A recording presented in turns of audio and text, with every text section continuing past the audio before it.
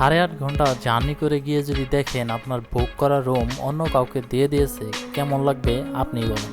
আজকের ভিডিওতে ঢাকা থেকে খুলনা যাওয়ার পুরো জার্নিটা আপনাদের সাথে শেয়ার করব, সাথে খুলনায় থাকা এবং খাওয়ার খরচ সম্পর্কে একটা ধারণা দিব, পাশাপাশি প্রথমবারের মতো পদ্মা পার হওয়ার অভিজ্ঞতা শেয়ার করব।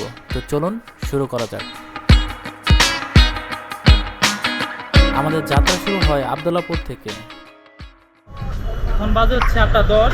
আমাদের বাস হচ্ছে ছাড়বে হচ্ছে 8:30-এ। তো আমরা এখন হচ্ছে আবদুল্লাহপুর বাস স্ট্যান্ডে। তো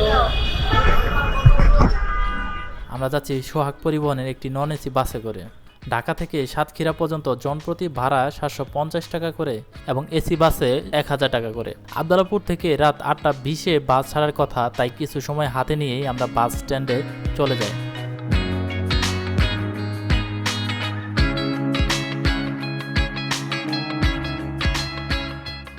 ওয়েটিং রুমে কিছুক্ষণ অপেক্ষা করতেই 8:30-এ বাস আসে এবং 5 মিনিট পরেই আমাদের বাস ছেড়ে যায় সাতক্ষীরার উদ্দেশ্যে। হচ্ছে 8:40 বাজে, বাস মাত্র হচ্ছে ছাড়লো। নন এসি বাস হলে ঢাকার ভেতরে জ্যামে আপনার খানিকটা অস্বস্তি লাগতে পারে, তবে ঢাকা পার হলে মোটামুটি স্বাভাবিক হয়ে যায়।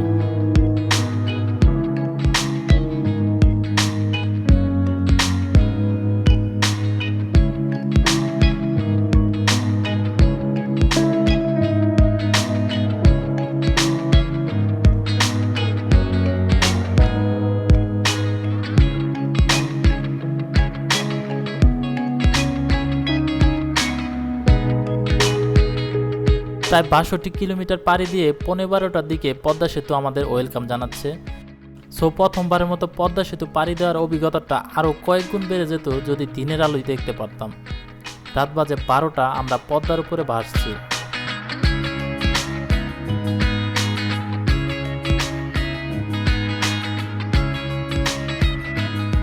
পদ্মা থেকে প্রায় 70 কিলোমিটার যাওয়ার পর আমাদের যাত্রা বিরতি দিবে, তাই এই ফাঁকে একটু ঘুমিয়ে নিচ্ছি।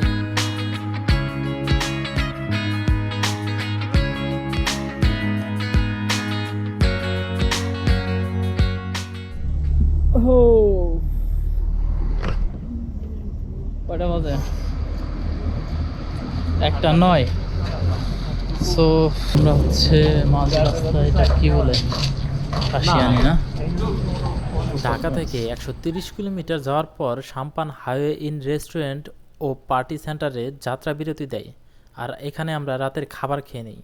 নর্মালি এরকম জায়গায় খাবারের মান খারাপ থাকলেও এখানে মোটামুটি ভালো মানের ছিল। এখানে হচ্ছে খাওয়া দাওয়া করতে একটু ব্রেক নিয়েছি, সো খাওয়া দাওয়া করবো, তারপর হচ্ছে যাবো।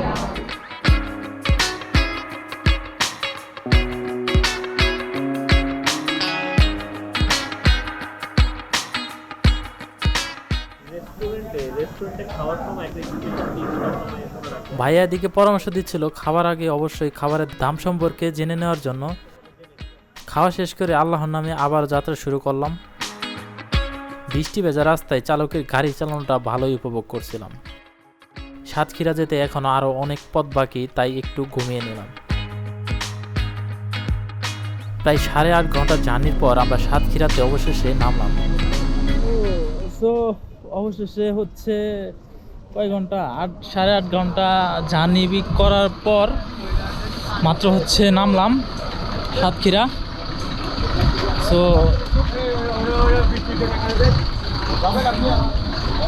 তো দেখি সামনে হচ্ছে আমাদের হোটেল।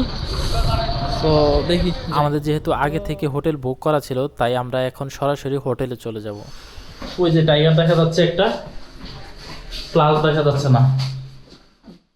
হোটেলে এসে এরকম একটা আনএক্সপেক্টেড ঘটনার সম্মুখীন হব, এটা আসলে কল্পনাও করি নাই।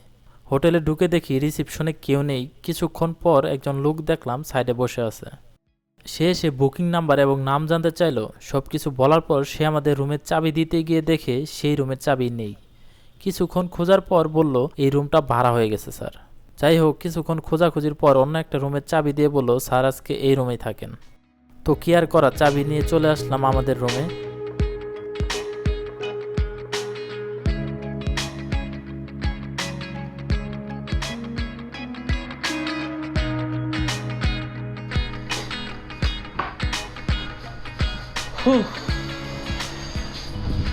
অবশেষে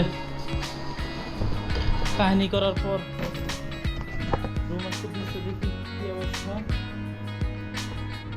এসি কি কাজ করে? রুমটা মোটামুটি ভালোই ছিল ভাড়া হিসেবে, ডাবল বেড, এসি, টিভি এবং একটা ছোট ওয়াশরুম, সব মিলিয়ে মোটামুটি ভালোই ছিল। মাত্র হচ্ছে আমরা চেক ইন করলাম, সো দেখি ফ্রেশ হই, তারপর হচ্ছে আপনাদেরকে আপডেট দিচ্ছি। তো এখন ভাড়া যেহেতু 2500 টাকা, সেই হিসেবে ভালোই ছিল মোটামুটি, তবে আমাদের 500 টাকা ডিসকাউন্ট দিয়ে 2000 টাকা রাখছিল। তো সবাইকে অসংখ্য ধন্যবাদ ভিডিওটি এই পর্যন্ত দেখার জন্য। আপনাদের সাথে দেখা হবে কালকে সাতক্ষীরার দ্বিতীয় পর্ব নিয়ে, কিভাবে সাতক্ষীরার আম বাগানে গিয়ে মন ভরে আম খেলাম এবং সেখানে বিখ্যাত হুজুরের দোকানে গরুর মাংস দিয়ে ভরপুর খাওয়া দাওয়া করলাম, সেগুলো থাকবে পরবর্তী পর্বে। সো পরবর্তী পর্ব দেখতে এখনই সাবস্ক্রাইব করে রাখুন। ধন্যবাদ সবাইকে।